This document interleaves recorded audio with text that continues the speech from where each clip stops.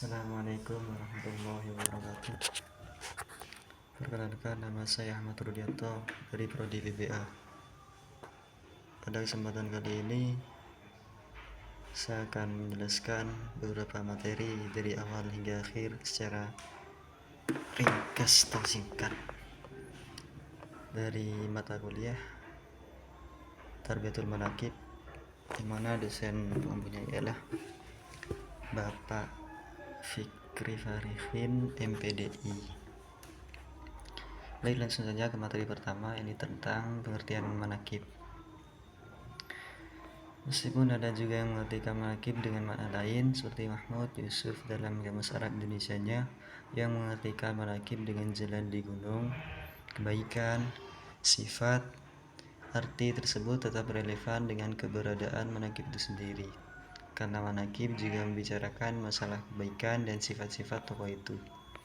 Terkait dengan beragam makna di atas, yang dimaksud manaqib penelitian ini adalah kisah tentang kebajikan dan sifat yang sangat terpuji.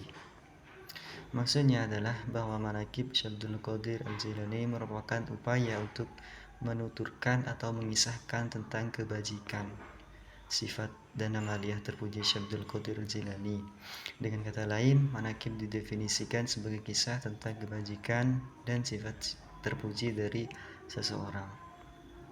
Di dalam definisi ini ada dua batasan yang harus dipahami. Pertama, berupa kisah, dan kedua, yaitu berisi tentang kebajikan dan sifat terpuji. Dengan demikian, kisah yang tidak berisi tentang kebajikan atau tidak menceritakan sifat-sifat terpuji dari seorang tidak bisa disebut manaqib.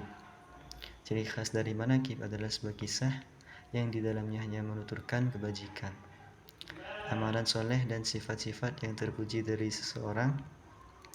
Manaqib Syabdul Qadir Jilani ini hampir mirip dengan sejarah, karena di dalamnya disajikan riwayat Syabdul Qadir Al-Jailani, mulai dari kelahiran, orang tuanya, tempat dan tahun kelahirannya, pendidikan hingga kisah-kisah hikmah dan karamah yang beliau alami semenjak kecil hingga meninggal. Sejarah timbulnya manaqib. Sejarah timbulnya manaqib di Indonesia erat sekali kaitannya dengan sejarah tersebarnya ajaran tasawuf. Dari ajaran-ajaran tasawuf akan timbul berbagai macam amalan dalam Islam, seperti tarekat yang kemudian berkembang menjadi amalan lain, seperti halnya manaqib. Dalam kajian sejarah dijelaskan bahwa sejak zaman prasejarah, penduduk kepulauan Indonesia dikenal sebagai para pelaut yang sanggup mengarungi lautan lepas. Sejak awal abad Masehi sudah ada rute-rute pelayaran dan perdagangan antara kepulauan Indonesia dengan berbagai daerah di daratan Asia Tenggara. Wilayah barat Nusantara dan sekitar Malaka sejak masa kuno merupakan wilayah yang menjadi titik perhatian, terutama karena hasil bumi yang dijual menarik bagi para pedagang hingga menjadi daerah lintasan antara Cina dan India. Umumnya, daerah yang ada di pesisir Pulau Jawa dan Sumatera pada abad ke-1 dan ke-7 Masehi menjadi pelabuhan-pelabuhan penting yang sering disinggahi oleh para pedagang. Pedagang-pedagang Muslim asal Arab, Persia, dan India juga ada yang sampai ke Pulauan Indonesia untuk berdagang sejak abad ke-7 Masehi, abad 1 Hijriah. Ketika Islam pertama kali berkembang di Timur Tengah, menurut J.S. Van Leeuwen, berdasarkan berbagai cerita dapat diperkirakan sejak 674 Masehi terdapat koloni-koloni Arab di barat Laut Sumatera, yaitu di Barus, daerah penghasil kapur Barus terkenal. Kedatangan Islam ke Indonesia dan penyebarannya kepada golongan bangsawan dan rakyat umumnya dilakukan secara damai. Penyebaran melalui Islamisasi yang dilakukan 6 cara, yaitu perdagangan, perkawinan, tasawuf, pendidikan, kesenian, dan politik. Nilai di balik tradisi manaqib. Secara umum ada dua nilai dalam tradisi manaqib, yaitu nilai moral, intelektual, dan nilai spiritual. Dari segi moral dan intelektual, tradisi manaqib merupakan kesadaran tentang pentingnya sejarah, terutama sejarah orang-orang soleh dan berakhlak mulia sebagai pintu masuk untuk meneladani mereka melalui kisah baiknya. Tradisi manaqib juga mengandung nilai spiritual. karena seorang diharuskan untuk bertawasul kepada orang-orang soleh ketika berdoa dan mendekatkan diri kepada Allah Subhanahu wa taala. Secara spiritual merupakan usaha untuk melakukan tawasul atau perantara terhadap sultan aulia atau pemimpin para wali, seperti pada Syekh Abdul Qadir Al-Jailani, bertujuan agar doa dan harapan-harapan bisa dikabulkan oleh Allah Subhanahu wa taala. Bacaan manakib menunjukkan kecintaan kepada Syekh Abdul Qadir Jailani karena merupakan wasilah bagi untuk mencapai rahmat dan kasih sayang Allah Subhanahu wa taala. Simpulannya, yang dimaksud manakib penelitian ini adalah kisah tentang kebajikan dan sifat yang sangat terpuji. Maksudnya adalah bahwa manakib Syekh Abdul Qadir Al-Jailani merupakan upaya untuk menuturkan atau mengisahkan tentang kebajikan, sifat dan amal yang terpuji Syekh Abdul Qadir Al-Jailani. Dengan kata lain, manakib didefinisikan sebagai kisah tentang kebajikan dan sifat terpuji dari seseorang. Dimaksud manakib penelitian ini adalah kisah tentang kebajikan dan sifat yang sangat terpuji.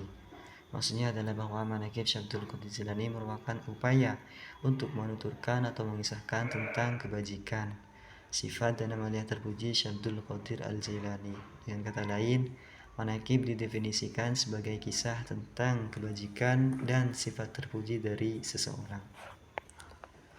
Untuk materi selanjutnya yakni tentang konsep tawasul. Definisi tawasul. Kata tawasul merupakan masdar atau kata dasar dari tawassal, tawassalu, tawassulan, sebuah kata yang direvasi dari kata wasilah yang berarti satu jalan untuk mendekatkan diri kepada yang lain, atau ma yataqarrabu ila al-ghair, atau suatu kedudukan di sisi raja, al-manzilah inda al-malik. Berdasarkan pernyataan di atas, tawassul adalah suatu usaha atau jalan yang ditempuh seorang dalam mendekatkan diri kepada Tuhan untuk mendapatkan tempat yang mulia di sisinya. Syed Muhammad bin Alwi Al-Maliki menjelaskan pengertian tasawuf, yang artinya tawassul adalah salah satu metode berdoa dan salah satu pintu dari pintu-pintu untuk menghadap Allah SWT. Maksud sesungguhnya adalah Allah. Objek yang dijadikan tawassul berperan sebagai mediator untuk mendekatkan diri kepada Allah. Siapapun yang meyakini di luar batasan ini berarti ia telah musyrik. Adapun dalam ayat Al-Quran, Allah menjelaskan tentang pentingnya tawassul untuk dapat mendekatkan diri kepadanya, sebagaimana firman Allah dalam Quran surat Al-Isra ayat 57 yang artinya, orang-orang yang mereka seru itu mereka sendiri jadi jalan kepada Tuhan mereka. Siapa di antara mereka yang lebih dekat kepada Allah dan mengharap rahmatnya dan takut akan segala azabnya. Sebenarnya azab Tuhanmu adalah sesuatu yang harus ditakuti. Ayat di atas dapat disimpulkan bahwa pentingnya bertawasul supaya memperoleh rahmat dan hidayah dari Allah. Hukum tawasul. Imam Syalkani dalam kitabnya yang berjudul Ad-Dur'an An-Nadid fil Ikhlasi Kalimatit Tauhid mengatakan bahwa Syekh Izzuddin Ibnu Abdussalam telah menegaskan tawasul yang diperbolehkan dalam berdoa kepada Allah hanyalah tawasul dengan Nabi Muhammad SAW. Itu pun kalau hadis yang mengenai itu sahih. Imam Syekh Muhammad bin Abdul Wahhab atas pertanyaan yang diajukan kepadanya menjawab dalam kitab Al-Istifta. Tak ada salahnya orang bertawasul pada orang-orang soleh. Lebih lanjut ia mengatakan bahwa pendapat Imam Ahmad bin Hanbal yang memperbolehkan minta pertolongan kepada sesama makhluk. Syekh Muhammad bin Abdul Wahhab berpendapat persoalan tersebut adalah persoalan fikih.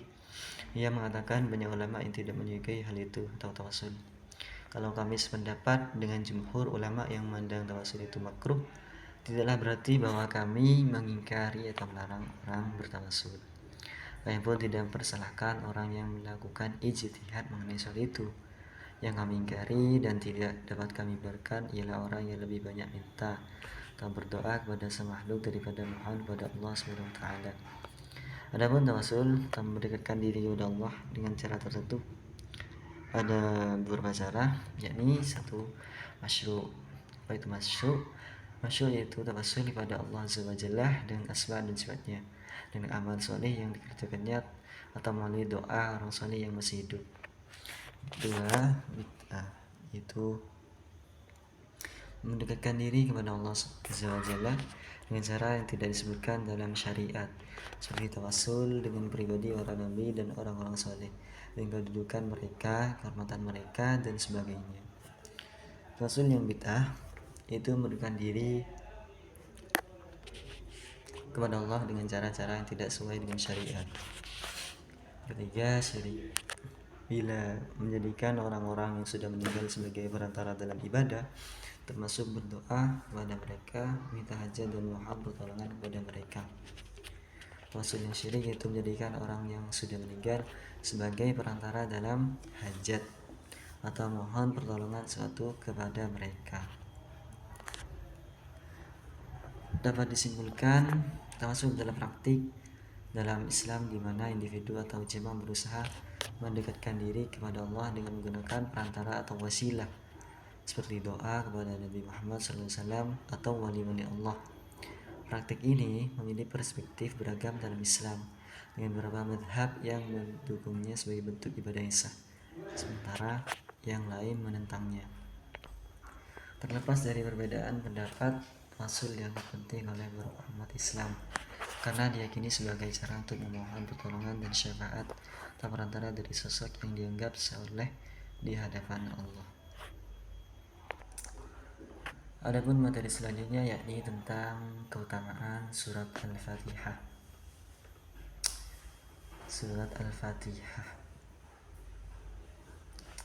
ialah Ummul Quran atau Induk Al-Quran. Surat Al-Fatihah merupakan salah satu dari beberapa surat yang terdapat dalam Al-Quran yang mempunyai keutamaan dan kelebihan yang sangat luar biasa. Salah satu keutamaan dari surat tersebut meliputi tujuan-tujuan pokok Al-Quran, yakni pujian kepada Allah, ibadah kepada Allah dengan melaksanakan segala perintahnya dan menjauhi segala larangannya, serta menjelaskan janji-janji dan ancaman-ancamannya. Istimewaan salah satu nama lain dari surah Al-Fatihah adalah As-Sab'ul Mathani, yaitu 7 ayat yang dibaca berulang-ulang. Firman Allah SWT yang artinya, dan sungguhnya kami telah berikan kepadamu 7 ayat yang dibaca berulang-ulang dan Al-Quran yang agung. Quran surat Al-Hijr ayat 87. Ada jabaran sebuah artikel yang disunting oleh Bukhari 2012 dalam Mustasyar MBCNU Kupas tuntas tradisi kirim Fatihah tentang keajaiban angka 7 yang terdapat dalam surat Al-Fatihah, yaitu angka 7 menjadi jumlah hal-hal besar, yaitu jumlah ayat surat Al-Fatihah, jumlah langit, jumlah bumi, jumlah hari dalam seminggu, jumlah putaran tawaf, jumlah sa'i, jumlah lempar jumrah, jumlah anggota tubuh yang menempel saat sujud, jumlah pintu jahanam, dan kata jahanam disebutkan sebanyak 77 atau 7 kali 11 di dalam Al-Quran. Jumlah huruf hijaiyah dalam surat Fatihah ada 21 atau 7 kali 3 huruf. Jumlah huruf yang terputus-putus dalam Al-Quran yang juga terdapat dalam surah Al-Fatihah ada 14 atau 7 kali 2 huruf. Jumlah huruf dari kalimat Allah yaitu alif, lam, dan ha yang terdapat pada surah Al-Fatihah ada 49 atau 7 kali 7 huruf. Jumlah huruf alif, lam, dan mim pada surat Fatihah jika digabungkan menjadi kumpulan angka dari kelipatan 7. Oh, keren sekali kan? Keutamaan Al-Fatihah sebagai rukun salat. Mana secara global surat Al-Fatihah adalah Ummul Quran dan ruhnya Al-Quran karena di dalamnya terkumpul macam-macam ujian dan sifat-sifat yang tinggi bagi Allah, penetapan tentang kerajaan dan kekuasaan Allah, adanya hari kiamat dan hari pembalasan, tentang ibadah dan niat, macam-macam tauhid dan beban syariat, serta mengandung doa paling utama dan permintaan yang paling mulia, yaitu permintaan agar diselamatkan dari jalan orang-orang yang menentang dan tersesat menuju jalan orang-orang yang berilmu dan mengamalkannya. Dari Ubadah bin Samit berkata, Rasulullah bersabda, tidak sah salatnya orang yang tidak baca Fatihatul Kitab. Hadis riwayat Bukhari. 714 Muslim 595. Oleh sebab itu maka wajib membaca surah Al-Fatihah di tiap rakaat. Namun ada perselisihan pendapat di antara ulama tentang membaca surah Al-Fatihah bagi makmum. Di antaranya yang menurut adalah kelompok Hanabiyah dan Hanafiyah berpendapat gugur bagi makmum secara mutlak bacaannya, sama saja dia sholat sirriyah maupun jahriyah. Syafi'iyah dan Ahlul Hadis berpendapat wajib membaca surah Al-Fatihah bagi tiap orang yang sholat, baik imam, makmum, atau orang yang sholat sendirian. Malikiyah berpendapat bahwa wajib membaca surah Al-Fatihah bagi makmum ketika sholat sirriyah dan gugur baginya ketika sholat jahriyah, sebagaimana riwayat dari Imam Ahmad serta didukung oleh Syekhul Islam Ibnu Taimiyah dan yang lainnya dari ulama muhaqqiqin. Al-Fatihah sebagai ayat ruqyah. Sudah tidak heran lagi sih. Dikutip dari kitab Syarah Riyadhus Shalihin karya Syekh Muhammad bin Shalih Al-Utsaimin, beliau menuliskan bahwa terdapat dua syarat surah Al-Fatihah bisa dijadikan sebagai bacaan ruqyah, yaitu pembacanya harus mengimani bahwa Al-Fatihah adalah bacaan yang bermanfaat untuk ruqyah, membacakannya pada orang yang sedang sakit, dan juga dibacakan tersebut harus mengimani jika ruqyah dengan surah Al-Fatihah bermanfaat baginya. Dapat disimpulkan, Al-Fatihah merupakan surah pertama dalam seluruh Al-Quran. Memiliki 7 ayat di dalamnya dan memiliki beberapa keutamaan dalam mengamalkannya. Al-Fatihah juga menjadi syarat rukun wajib dalam melaksanakan ibadah salat umat Islam. Di dalam surah Al-Fatihah kita juga menemukan beberapa keutamaan. Surah ini juga dapat digunakan sebagai media pengobatan dalam Islam dengan metode ruqyah, dan surah ini juga memiliki manfaat sebagai obat penenang hati bagi pembacanya. Maaf ya teman-teman, karena saya punya kandang kambing jadi ramai, dan juga ada adik saya dan teman-temannya, jadi ramai. Maaf yang sebesar-besarnya. Baik, untuk materi selanjutnya yakni tentang pengertian karomah. Dalam kitab Jawahiru Al-Kalamiyah fi Idah Al-Aqidah Al-Islamiyah, kitab yang ditulis oleh Syekh Thohir bin Saleh Al-Jazair bin Ahmad bin Mawhub As-Sam'uni Al-Waghlisi Al-Jazairi Ad-Dimashqi Al-Asadi, dijelaskan bahwa karomah adalah kekuatan supernatural yang keluar dari seorang wali atau kasih Allah Azza wa Jalla dan tidak berhubungan dengan dakwah kenabian. Berbeda dengan mukjizat, wali adalah seorang yang mengetahui secara mendalam tentang Allah Azza wa Jalla dan sifat-sifatnya. Mereka adalah orang-orang yang taat dan menjauhi segala kemaksiatan serta keburukan. Mereka juga menjaga diri dari kesenangan dan syahwat duniawi. Penampakan karomah pada diri mereka adalah sebagai bentuk kemuliaan dari Allah SWT, serta sebagai tanda kedekatan dan terkabulan doa mereka. As-Sayyid Abdurrahman bin Muhammad bin Husain bin Umar Ba'lawi dalam kitab Bughiyah Al-Mustarsyidin menambahkan, karomah adalah peristiwa supernatural yang tampak pada diri seorang atau muslim yang sempurna dan mengikuti nabinya atau yang dihasilkan tanpa belajar dan bukan ritual perbuatan-perbuatan tertentu. Karomah terbagi menjadi dua macam, yaitu irsah, yaitu peristiwa supernatural yang tampak pada diri seorang nabi sebelum pengakuannya atas derajat kenabiannya. Dua, ma'unah, itu peristiwa supernatural yang tampak pada seorang mukmin yang tidak fasik dan tidak tertipu dengannya atau sehingga membuatnya melakukan hal-hal yang dilarang agama. Sedangkan istidraj adalah peristiwa supernatural yang tampak pada orang fasik yang tertipu dengannya atau sehingga membuatnya melakukan hal-hal yang dilarang agama. Dapat disimpulkan dari pengertian di atas bahwa karomah artinya kelebihan, istimewaan maupun kejadian luar biasanya yang dianugerahkan kepada mereka yang dicintai oleh Allah SWT lantaran ketaatannya. Karomah yang dimiliki oleh wali tidak hanya nampak ketika hidup saja, tetapi setelah wafat waliullah masih diberi karomah. Dan bagi pengikut Ahlus Sunnah wal Jamaah, kepercayaan terhadap adanya waliullah dan karomah itu perlu diyakini secara baik. Bahkan 4 imam mazhab sudah bersepakat mengenai karomah yang ada para wali ketika hidup maupun sudah wafat. Karomah juga memiliki beberapa jenis,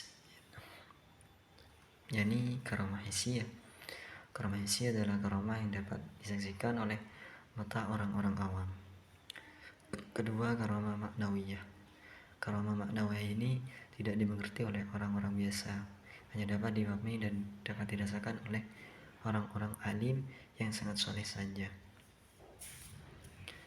Adapun karomah, mukjizat dan sihir itu berbeda. Dalam kitab Jawahiru al-Kalamiyah fi al-Aqidah al-Islamiyah, Syekh Tahir bin Saleh al-Jazir bin Ahmad bin Muhab as-Sam'uni al-Wagilisi al-Jazairi ad-Dimashqi al-Asani menjelaskan secara detail tentang perbedaan mukjizat, karomah, dan sihir. Adapun mukjizat adalah kekuatan supernatural yang tidak mungkin ditentang. Karomah adalah kekuatan supernatural yang keluar dari seorang wali atau kasih Allah SWT yang tidak berhubungan dengan dakwah kenabian, berbeda dengan mukjizat. Sihir adalah perkara atau hal yang di luar kebiasaan dalam pikiran yang mungkin untuk dilawan karena hal itu didasari atas sebab-sebab. Karomah Syamsul Qadir Jilani banyak, salah satunya yang bisa sebutkan itu ialah terbang melayang di udara, menghidupkan orang mati dari kuburannya yang telah berusia 500 tahun, berpuasa sejak kecil, bayi, berguru pada Nabi Khidir alaihissalam, ditentang oleh 100 ulama. Adapun karomah dari Kiai Haji Ahmad Muzaki Syekh, salah satunya ialah sebotol air yang menjadi bahan bakar. Kedua, air bekas wudhu itu menjadi mata air, dan lain-lain. Dapat disimpulkan, karomah adalah anugerah dari Allah Subhanahu wa Ta'ala yang secara bahasa berarti kehormatan atau kemuliaan. Selain itu, dikenal pula karomah adalah kejadian luar biasa di luar logika dan kemampuan manusia biasa, terjadi pada diri seorang yang berpangkat tawali, dan halnya dengan mukjizat, sebagai keistimewaan yang diberikan oleh Allah SWT supaya umatnya mau percaya dengan kebesaran Tuhan. Orang-orang yang mendapatkan karomah Allah SWT adalah orang-orang yang memiliki sifat jujur, takwa, dan selalu menjalankan syariat Allah SWT. Untuk materi selanjutnya ini tentang konsep barokah. Pengertian barokah. Apa itu barokah? Barokah dalam bahasa Arab adalah kenikmatan. Barokah dalam bahasa Arab punya istilah lain, yaitu mubarak dan tabaruk. Mubarak yang berarti yang diberkati, dan tabaruk yang berarti meminta berkat. Barokah juga bisa bermakna tetapnya sesuatu, dan bisa juga bermakna bertambah atau berkembangnya sesuatu. Barokah merupakan melimpahnya kenikmatan, manfaat yang diberikan Allah kepada orang yang bertakwa, yaitu berupa kesehatan, rezeki, dan segala urusan yang ada di dunia, dan dimudahkan serta bertambah kebaikan dan berkesinambungan. Barokah juga bermacam-macam. Yang saya ketahui ada barokah dari Allah, barokah dari Al-Quran, barokah dari tempat, barokah dari manusia, dan barokah dari waktu.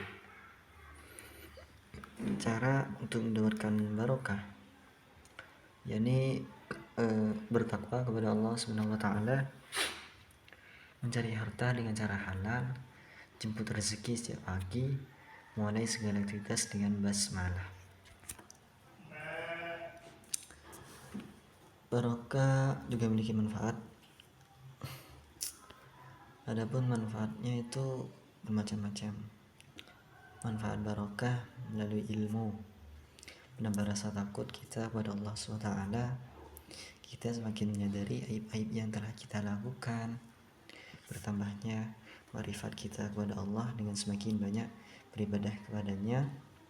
Menambah rindu dan cinta kita kepada amal akhirat, selalu dijauhkan dari tipu daya setan. Manfaat barokah melalui bersedekah. Sedekah menjadi penyebabnya bertambahnya rezeki.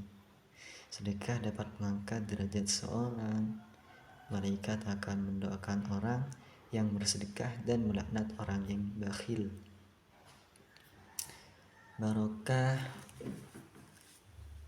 juga memiliki manfaat melalui bersolawat, yaitu menghilangkan kesedihan, rasa cinta kepada Nabi Muhammad SAW, mendapat kebahagiaan, memudahkan terkabulnya doa. Dapat disimpulkan, barokah merupakan melimpahnya kenikmatan manfaat yang diberikan Allah kepada orang yang bertakwa, yaitu berupa kesehatan, rezeki, dan segala urusan yang ada di dunia akan dimudahkan serta bertambah kebaikan dan berkesinambungan.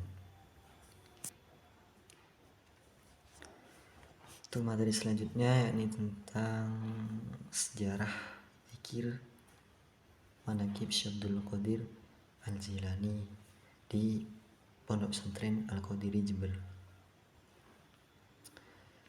Sebelum kita membahas tentang sejarahnya, mari kita ketahui dulu apa itu manaqib.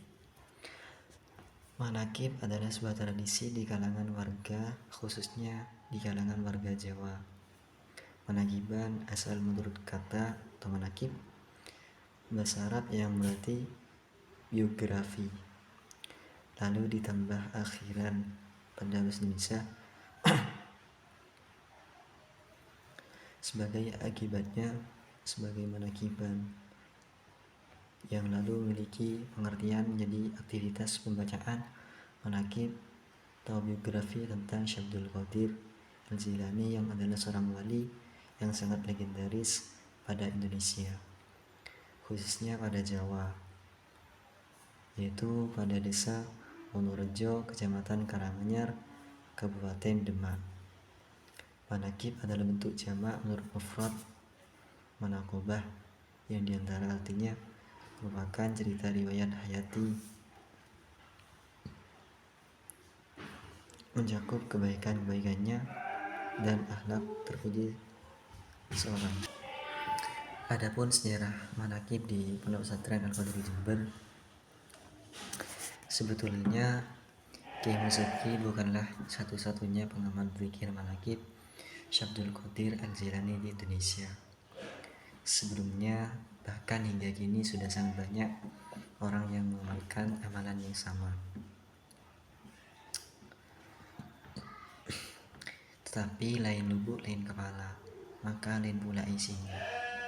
Seperti diketahui, para pengamal zikir manaqib Syabdul Qadir seperti disinggung sebelumnya, bahwa sejak Kiai Muzaki masih dalam kandungan Kiai Haji Ahmad Syahab atau abahnya, telah mengistilahkan amalan manaqib Syabdul Qadir Al-Jilani setiap ba'da sholat subuh dan khusus setiap malam Jumat. Beliau menyembelih ayam untuk zikiran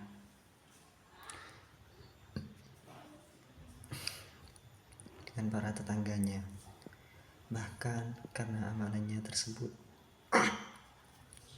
Kiai Haji Ahmad Syahab pernah didatangi oleh rijalul gaib karena munculnya tejah atau sinar yang sangat terang dan menyilaukan yang berasal dari majelis zikir manaqib yang dibaca Kiai Syahab bersama tangganya saat itu untuk calon putranya yang telah diberi nama Muzaki. Maka secara amalan manaqib Syabdul Qadir Al-Jilani yang diamalkan oleh Kiai Muzaki sungguhnya berasal dari abahnya sendiri dan pamannya Kiai Muhammad Yazid. Bentuk zikir manaqib Pondok Pesantren Al-Qadiri Jember. Majelis zikir manaqib Syabdul Qadir Al-Jilani di bawah bimbingan Kiai Haji Ahmad Muzaki Syekh adalah salah satu bentuk ibadah melalui majlis zikir yang berusaha mengantarkan jemaahnya untuk mengenal akrab sampai menumbuhkan rasa cinta kepada Allah. Adapun bacaan zikirnya pada majlis ini yaitu bil barokah wal karomah Syamdul Qadir waliyullah syafaat Nabi Muhammad bi'idznillah waridullah. Ya Allah, ya Allah, ya Allah, innaka ala kulli syai'in qadir taqdi hajatina. Al-Fatihah.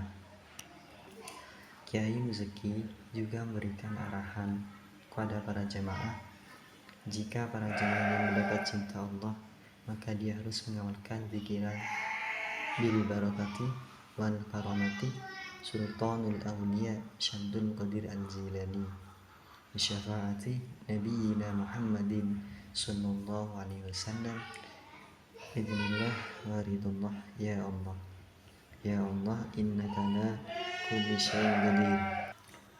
Artinya, dengan sebab barokah dan karomah rajanya para wali Syamdul Qadir Al-Jilani dan sebab syafaat Nabi Muhammad SAW dan dengan sebab izin dan ridho Allah yang maha menguasai segala sesuatu. Adapun manfaat zikir manakib Pondok Pesantren Al-Qadri Jember yaitu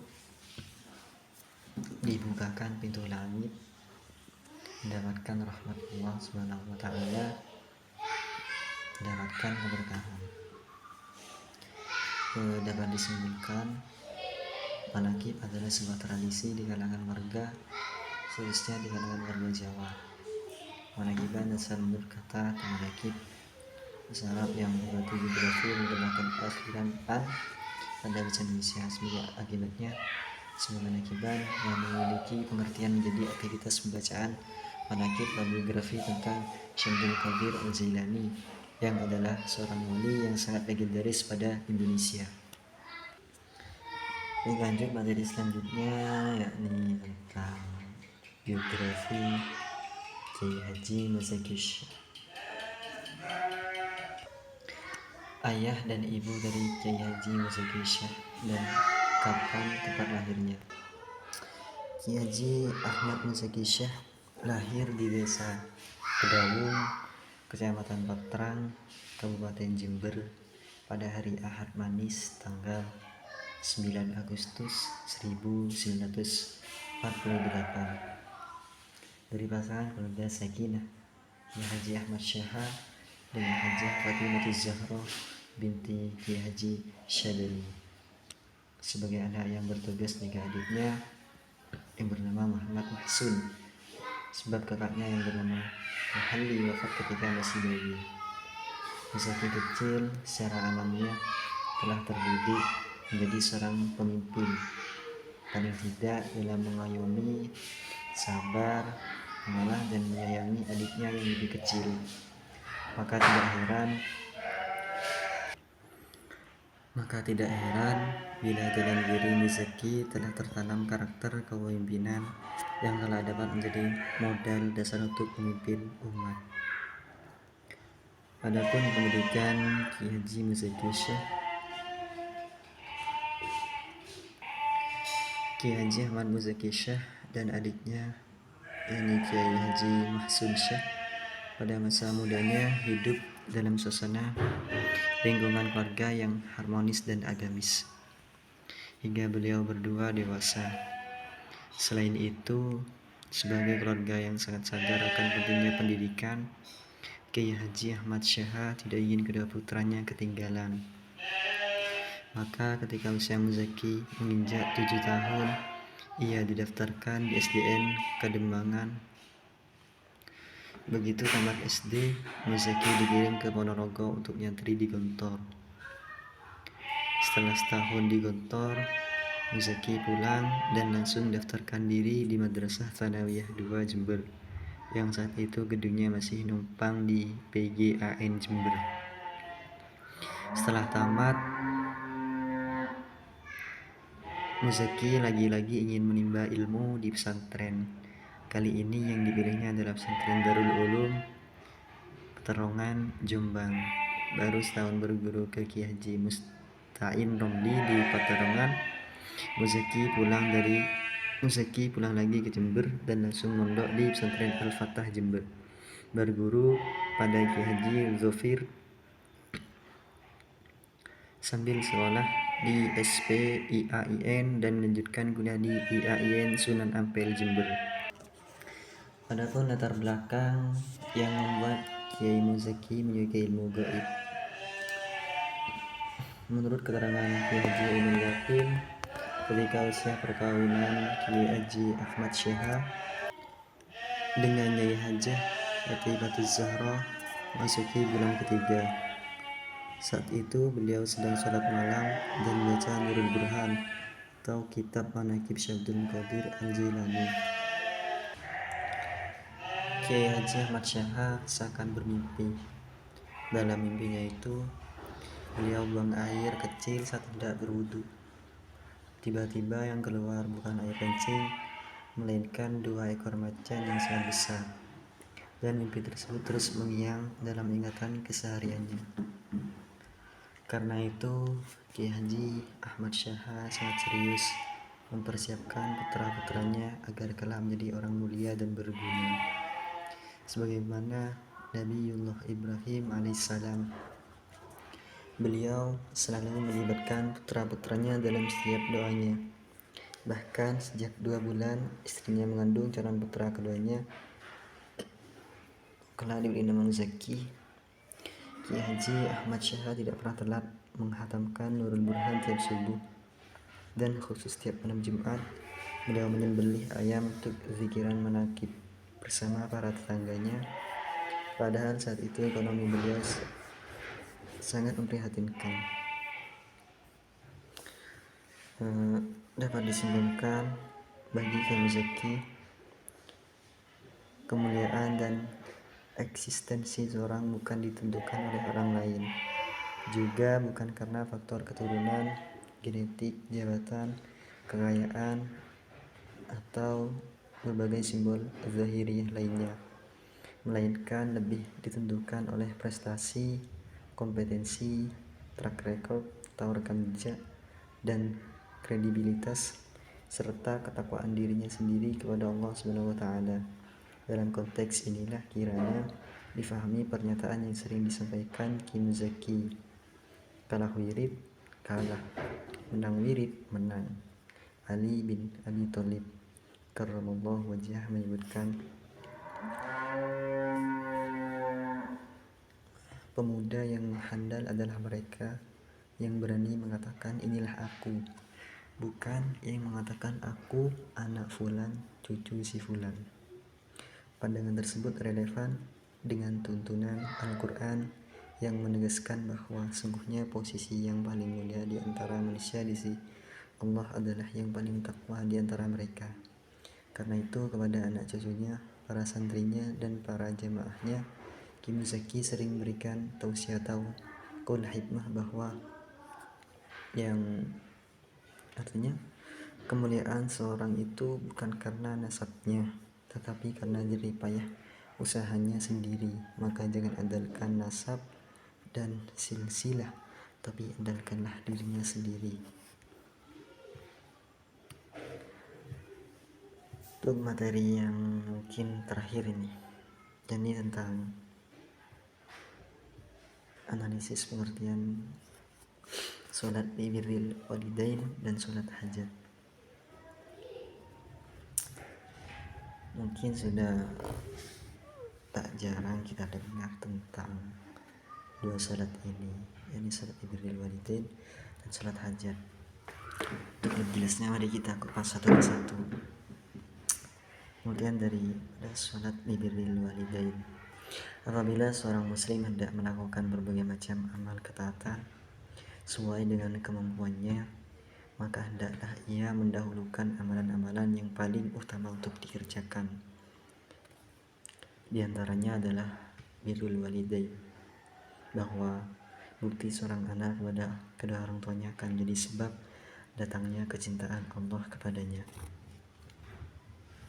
Salat termasuk ibadah yang tidak dapat ditegaskan kecuali berdasarkan dalil yang sahih.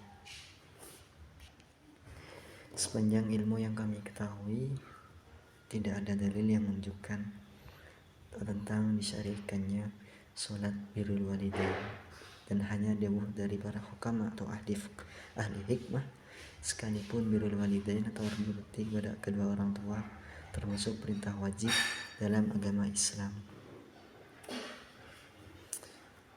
Versi hukama, salat ini diberi nama salat birrul walidain. Ini dilakukan dengan cara yang pertama, salat 2 rakaat dengan niat salat sunnah birrul walidain. Kedua, dilakukan pada malam Kamis antara maghrib dan isya. Ketiga, dalam setiap rakaat setelah Fatihah membaca ayat kursi dan muawwidzatain atau surat al-falaq dan an-nas masing-masing 5 kali. 4, setelah salat membaca istighfar dan sholawat masing-masing 15 kali. Yang kelima, menghadiahkan pahala tersebut untuk ayah ibu yang sudah meninggal. Adapun pengertian salat iqa'il hajat, salat hajat bisa menjadi salah satu pilihan langkah bagi umat Islam saat dirundung kesusahan ataupun tengah memiliki kepentingan tertentu. Syekh Nawawi pun dalam kitab Nihayatuz Zaid menegaskan bahwa orang sedang mengalami kesempitan, berhajat untuk membuat maslahat agama dan dunianya, dan merasakan kesulitan karenanya hendaklah melakukan sholat. Hal ini sebagaimana dikutip dari Ustadz Al-Hafiz Kurniawan dalam TNU online berjudul Tata Cara Sholat Hajat. Ustadz Al-Hafiz menjelaskan bahwa mazhab Syafi'i masukkan sholat hajat ini sebagai salah satu sholat sunnah yang dikerjakan ketika seorang sedang memiliki hajat tertentu, baik hajat yang berkaitan dengan kemaslahatan agama maupun duniawinya. Sebab sholat hajat ini merupakan salah satu bentuk munajat seorang hamba kepada Allah. Sholat hajat ini dilaksanakan 12 rakaat. Sebab dijelaskan dalam kitab yang sama, Syekh Nawawi mengutip riwayat dari Wahib bin Al-Warad yang menyebutkan bahwa doa yang makbul itu diawali dengan sholat sunnah sebanyak 12 rakaat. Pada setiap rakaat sholat hajat ini disunnahkan untuk membaca surat Al-Fatihah, ayat kursi, dan suratul Al-Ikhlas. Dapat disimpulkan, melakukan sholat untuk kedua orang tua adalah tindakan penuh kebaktian dan penghormatan, serta dapat mendatangkan berkah dan rahmat dari Allah Subhanahu wa Ta'ala. Ini mencerminkan pentingnya pengabdian kepada orang tua dalam ajaran Islam, sejalan dengan prinsip kasih sayang, penghormatan, dan ketaatan terhadap orang tua yang diwarisi dari ajaran Nabi Muhammad SAW. Salat hajat adalah ibadah sunnah yang sangat dianjurkan dalam Islam.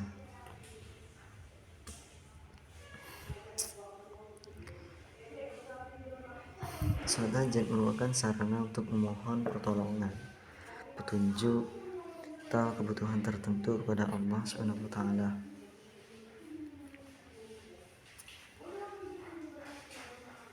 Amalan ini mencerminkan ketergantungan dan kepasrahan penuh terhadap kehendak Allah, serta menjadi wujud doa dan ibadah yang mendalam.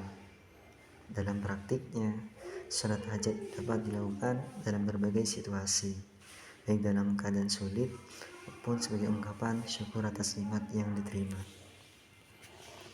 Mungkin hanya itu yang bisa saya sampaikan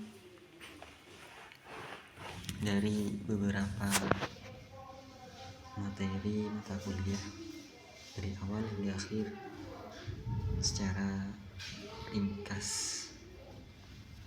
Jika ada kesalahan, saya mohon maaf yang sebesar-besarnya. dan memohon untuk saling menyempurnakannya. Mungkin cuma itu. Saya Ahmad Urjanto izin undur diri. Assalamualaikum warahmatullahi wabarakatuh.